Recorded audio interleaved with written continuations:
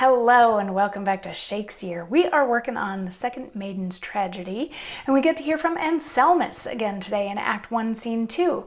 Now, Anselmus is the brother of Gavianus, who is the king that was just recently overthrown, and he's chatting with his friend Votarius, and he was saying, my brother's actually doing pretty well. And Votarius is like, can you explain that a little bit more? And Anselmus is like, well, yeah, he doesn't have the burden of being king anymore. Being king is actually somewhat limiting, and you're sort of like living in a prison because you're only over this certain land and you can't really leave it and you have to behave a certain way and all this sort of stuff. But now that he's freed of those responsibilities, his mind can explore whatever he wants. And really, it's not that bad of a setup. He's like living in a house and he can see his wife. He can't like talk to her or touch her or anything like that, but he can see her. Like, she's set up all these servants for him. Who's taking care of me? And Votarius is like, well, what about your wife, and who's known for being chaste and good? And Anselmus says, that's it, that I take pains with thee to be sure of. What true report can I send to my soul? Of that I know not. We must only think our ladies are good people, and so live with them. Find security for them. Our own thoughts make the best fools of us. Next to them, our wives. But say she's all chaste, yet is that her goodness? What labor is't for woman to keep constant that's never tried or tempted?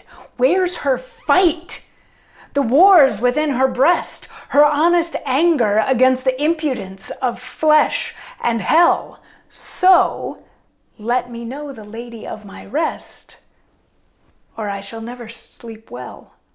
Give not me the thing that is thought good, but what's approved so. So wise men choose. What a lazy virtue is chastity in a woman, if no sin should lay temptation to it. Prithee, set to her, and bring my peace along with thee. So we're getting to see a little bit more of who Anselmus is as a person here, and he frankly kind of gives me the creeps. What he's saying here is, yes, my wife is known to be good and chaste, but how do I really know? Like, we're just supposed to think that our wives are good, and then we let them live with us.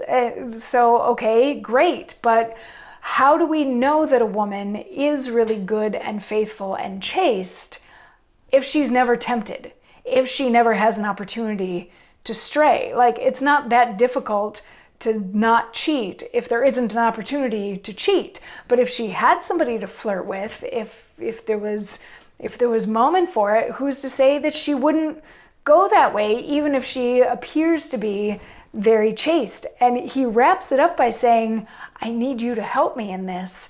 I want you to go flirt with my wife to see if she's actually faithful to me or if she'd go along with it. And if I don't know, if we can't figure this out, if we can't prove that she's chaste and faithful, like, I'm never going to get another good night's sleep in my life, because I'm always going to be wondering, is she with me because she really wants to be, or is she with me just because there wasn't any opportunity for anything else?